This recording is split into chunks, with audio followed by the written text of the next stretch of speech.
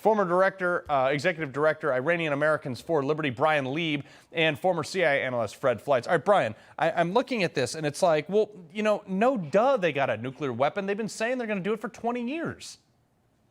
Yeah, I don't think any of us should be shocked. Listen, the Islamic Republic of Iran has been chanting for death to America, death to Israel ever since they took power in 1979, Carl, and that's what they want. We saw what they did in Israel vis-a-vis Hamas. We see what they've been doing, here in America. And I mean, Joe Biden is America last, and President Donald Trump was America first.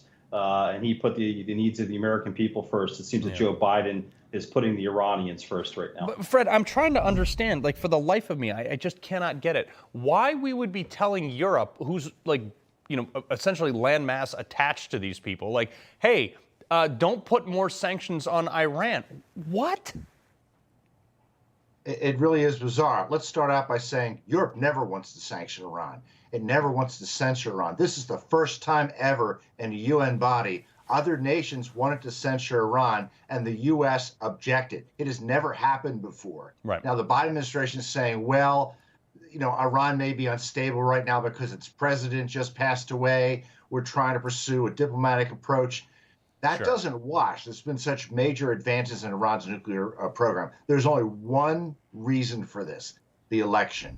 Yeah. Biden is worried there'll be a surge in tensions with Iran in the run-up to the election, and it will affect gasoline prices. That's the only possible explanation for this, and it is hurting our standing on the world stage even more. I mean, Europe is basically the foreign policy backbone of a noodle. So the fact that we're against sanctions and they're for it is just bizarro world to me. All right, so Brian, a new emails obtained. Joe Biden received sensitive communications. This is the guy that takes, classified information so seriously, via his the Robert Ware private email account when he was vice president. Even stuff that he was getting briefed to Barack Obama at the time. I mean, all the schedules of cabinet secretaries, super classified stuff. He's sending it to a Gmail account. Kind of sounds a little reminiscent of Hillary Clinton and those email servers, doesn't it, Carl? Weird, right? I mean, listen, this is what career, Democrats do. I mean, they're all out of the same playbook.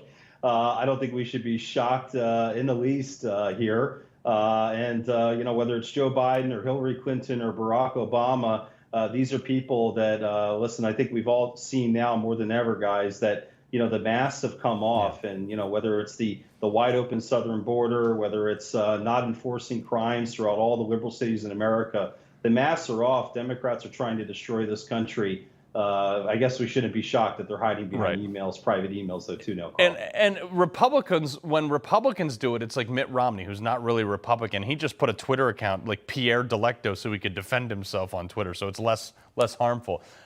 Fred, here's something more serious, though. Ireland, Spain, Norway. They have formally recognized a Palestinian state. And I'm thinking to myself, it's like, okay, great. These are also people that took in huge swaths of mass migration from the Middle East. Look, that's right. Look, the globalist internationalists, they are determined to have a two-state solution, even though it clearly doesn't make any sense anymore. That's what the UN wants. That's what was decided a long time ago. Clearly, this is going to work. The Biden administration hasn't given up on this idea. And this is an effort by these left-wing governments to try to create pressure to force Israel to accept a solution that would put Hamas in charge of Gaza. That would happen eventually if we went forward with this. What I've heard with Israeli officials when I visited there recently is no two-state solution, no Palestinian state until we de-radicalize the Palestinians. And that may take a generation. If they're being taught while children to kill Jews and to destroy the state of Israel, they don't deserve their own state. Yeah, well, and that's the other thing too, Fred, which history wants to be forgotten on this one. But like the people of Gaza elected Hamas, like crazy Hamas, the spinoff as the Muslim Brotherhood that also ISIS came from. What do I know? I'm just a guy who went over there and spent 9 years in and out of the region fighting against it. Anyway, Brian, Fred, I appreciate you coming by on this. Thanks so much for having us.